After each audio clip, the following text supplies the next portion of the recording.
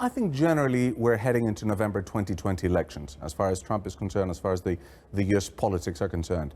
And Europe is an easy target. I think we're going to be seeing a shift away from the Chinese-US trade tensions. I believe that these are going to be gradually easing towards the end of this year and sort of be more helpful for the US economy into 2020. But as a correction to that, we're going to be seeing a little bit more of a focus between US and Europe and US and Germany. So in that sense, I'd expect a decrease in tensions with China and a slightly increase in tensions with Europe. And what impact that has on the economy is going to be more positive than what the markets are expecting. Why is that not worse? Because when we think about China, there's many levers that the Chinese can pull to try and stabilize the economy. And we've certainly seen that over the course of time with monetary and fiscal policy. When it comes to Europe, virtually almost tapped out on monetary policy. And when it comes to fiscal policy, well, Germans are still not signing up for any change to the status quo. So why is it not worse to have direct tariffs and a conflict with Europe?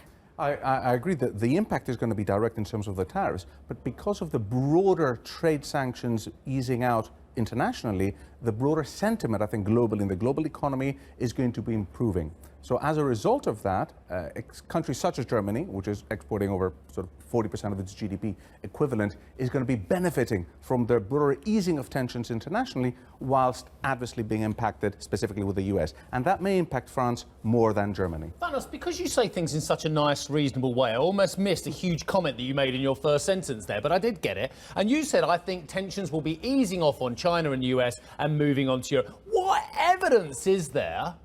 Good morning to you, my friend. Good morning. What evidence is there of any easing off on US-Chinese tensions? I see nothing that says those tensions are easing off. And you say towards the end of this year, we've only got a couple of months, and let's face it, meaningfully with Christmas coming, not even that. I think the two reasons for it. Number one is the US economic data, which has been starting to show some signs of weakness, as per the data yesterday.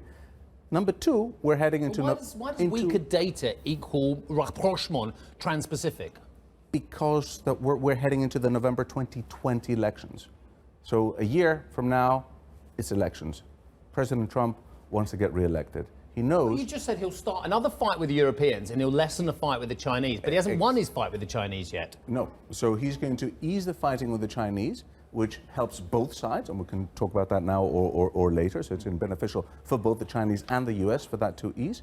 And as a result, I think that will ease the pressure into financial markets, the global sentiment, which will avoid the US heading into a recession. Right. I think prime focus is US avoids an economic recession, and yes, there will be a little bit of a play with Europe.